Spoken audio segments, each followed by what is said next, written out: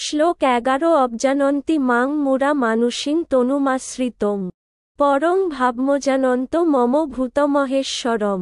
11 অবজানন্তি অবজ্ঞা করে, মাম আমাকে, মুরাহ মূঢ় ব্যক্তিরা, মানুষিম মনুষ্যরূপে, তনুং শরীর, আশ্রিতম ধারণ করে, পরম পরম, ভাবম তত্ত্ব, অজানন্ত না জেনে, মম আমার, ভূত সব কিছুর, মহেশ্বরম পরম ঈশ্বর।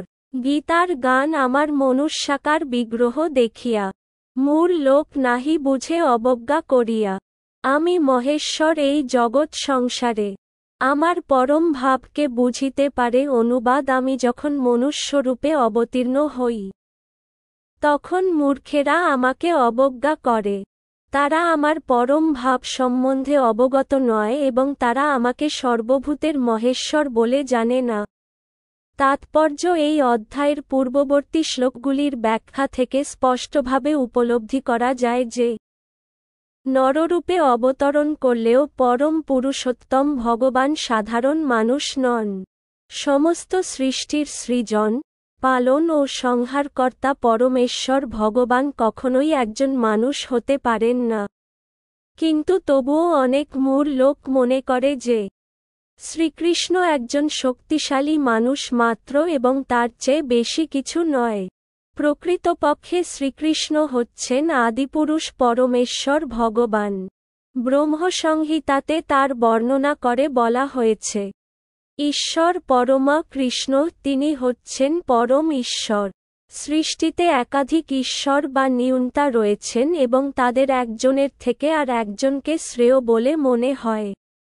জড় জগতেও সাধারণত প্রতিটি প্রশাসনে কোনো সচিব, সচিবের উপরে মন্ত্রী এবং সেই মন্ত্রীর উপরে রাষ্ট্রপতি শাসন করেন। এরা সকলেই নিয়ন্তা, কিন্তু তারা প্রত্যেকেই আবার কারো না কারো দ্বারা নিয়ন্ত্রিত হন। ব্রহ্মম্য সংহিতাতে বলা হয়েছে যে, শ্রীকৃষ্ণ হচ্ছেন পরম নিয়ন্তা। জড় ও চিন্ময় এই উভয় জগতে নিঃসন্দেহে অনেক নিয়ন্তা আছেন, কিন্তু শ্রীকৃষ্ণ হচ্ছেন পরম নিয়ন্তা, ঈশ্বর পরম কৃষ্ণ, এবং তার শ্রীবিগ্রহ হচ্ছে সচ্চিদানন্দ ঘন, অর্থাৎ অপ্রাকৃত। না পূর্ব শ্লোকগুলিতে বর্ণিত সমস্ত অদ্ভুত কার্যকলাপ সম্পাদন করা জড় জাগতিক কলেবর বিশিষ্ট মানুষের পক্ষে সম্ভব নয়।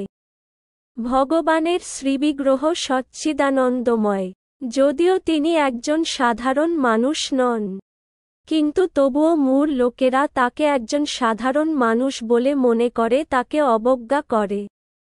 তার শ্রীবিগ্রহকে এখানে মানুষিম বলা হয়েছে, কারণ কুরুক্ষেত্রের যুদ্ধে তিনি একজন রাজনীতিজ্ঞ ও অর্জুনের সখারূপে মানুষের মতো লীলা করেছিলেন।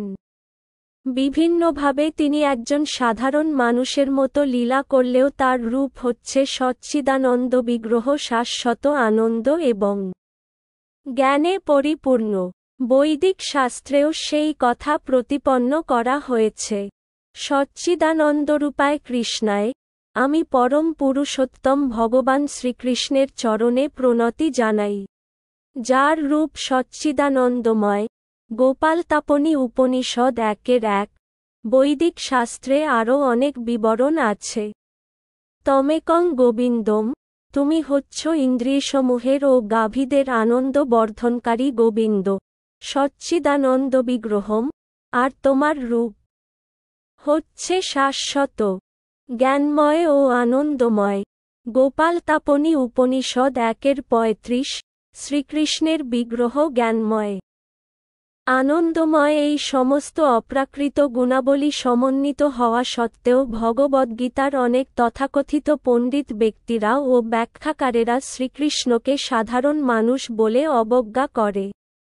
পূর্ব জন্মের পুণ্যকর্মের ফলে এই ধরনের পণ্ডিত ব্যক্তি অসাধারণ প্রতিভাবান হতে পারে, কিন্তু শ্রীকৃষ্ণের সম্বন্ধে এই ধরনের ভ্রান্ত ধারণা তার জ্ঞানের স্বল্পতারই পরিচায়ক। তাই তাকে মূঢ় বলা হয়েছে, কারণ পরমেশ্বর শ্রীকৃষ্ণের অন্তরঙ্গ লীলাসমূহ এবং তার শক্তির বৈচিত্র্য সম্বন্ধে যারা অজ্ঞ, তারাই তাকে সাধারণ মানুষ বলে মনে করে। এই ধরনের মূঢ় লোকেরা জানে না যে, শ্রীকৃষ্ণের বিগ্রহ পূর্ণ জ্ঞান ও আনন্দের প্রতীক। তিনিই হচ্ছেন সমস্ত সৃষ্টির অধীশ্বর এবং তিনি যে কোন জীবকে জড় জগতের বন্ধন থেকে মুক্ত করতে পারেন। শ্রীকৃষ্ণের এই সমস্ত অপ্রাকৃত গুণসমূহের কথা না জানার ফলে এই ধরনের মূঢ় লোকেরা তাকে উপহাস করে।